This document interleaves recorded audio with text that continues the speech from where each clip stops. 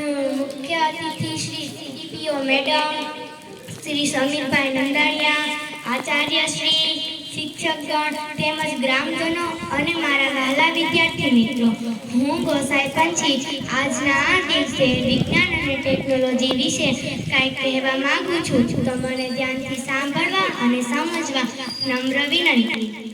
આજનો યુગ વિજ્ઞાન અને ટેકનોલોજીનો યુગ છે. માનવજાતે વિજ્ઞાનના ક્ષેત્રે અદ્ભુત પ્રગતિ કરી છે. તેણે કૃત્રિમ બુદ્ધિ એટલે કે AI આર્ટિફિશિયલ ઇન્ટેલિજન્સ એ એક મહત્વપૂર્ણ શોધ છે. તે માનવજાતને જેમ જ નિર્ણય શક્તિ, વિચાર શક્તિ અને કામ કરવાની ક્ષમતા ધરાવતું ટેકનોલોજી છે. આજે શિક્ષણ, આરોગ્ય, ઉદ્યોગ, બેન્કિંગ, ખેતી, પરિવહન અને મીડિયા સહિતના AIનો વ્યાપ વધી રહ્યો છે. તો હવે પ્રશ્ન એ છે કે શું AIના વિકાસથી માનવ સંવેદનાઓનું શું થશે?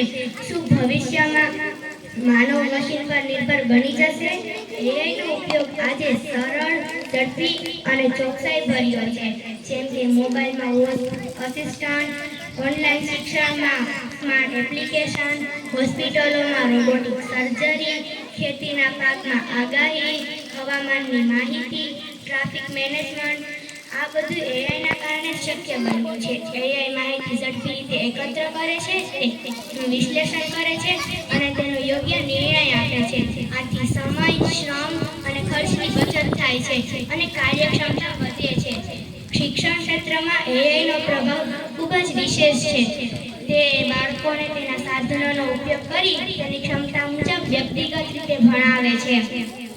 જેમ કે auto assessment, virtual teacher, learning analytics જેવા સાધનોથી તે બાળકોને શિક્ષણમાં મદદરૂપ થાય છે. આથી શિક્ષકનો ભાર ઘટે છે અને બાળકોને ભણવું એ રસપ્રદ અને અસરકારક લાગે છે. આથી શિક્ષકનું સ્થાન એ લઈ શકતું નથી, કારણ કે શિક્ષક બાળકના મનને સમજે છે, તેને પ્રેરણા આપે છે અને તેનામાં મૂલ્યો અને સંસ્કારનું સિંચન કરે છે. આ માનવીય ગુણો માત્ર માનવમાં છે, કોઈ મશીનમાં નથી. જ્યાં AI જીવનને સુવિધાજનક બનાવે છે, ત્યાં તે માનવ સંવેદનાઓ માટે પડકાર સ્વરૂપ પણ છે. આજનો માણસ ટેકનોલોજીના વધતા ઉપયોગથી તે AI પર નિર્ભર બની રહ્યો છે. જેમ કે મોબાઈલ, ઇન્ટરનેટ, સોશિયલ મીડિયા અને વર્ચ્યુઅલ દુનિયામાં એટલો વ્યસ્ત થઈ ગયો છે ને કે તે સામે વાતચીત કરવી, પરિવાર સાથે સમય અને મિત્રતા સહાનુભૂતિ કરવી તે ભૂલી જ રહ્યો છે.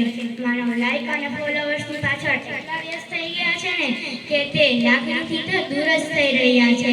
નાના બાળકોમાં પણ ગેજેટનો ઉપયોગ વધવાથી તેની સર્જનાત્મક, કલ્પનાત્મક અને સામાજિક વર્તનમાં અસર જોવા મળે છે. AIના ઝડપી વિકાસના કારણે બેરોજગારીના ક્ષેત્રમાં પણ અસર જોવા મળે છે. ઘણા કાર્યો જેમ કે data entry, customer service, accounting અને ઉત્પાદનના ક્ષેત્રમાં માનવ શક્તિ ઘટી રહી છે, કારણ કે તે કામ AI અને રોબોટ ઝડપી રીતે અને ચોકસાઈ ભર્યું કરે છે. આથી નવી ટેકનોલોજી સાથે માનવને પણ નવી સ્કિલ શીખવી જોઈએ અને તેનો યોગ્ય તાલીમ આપવી જોઈએ. અસ્તુ જય હિન્દ.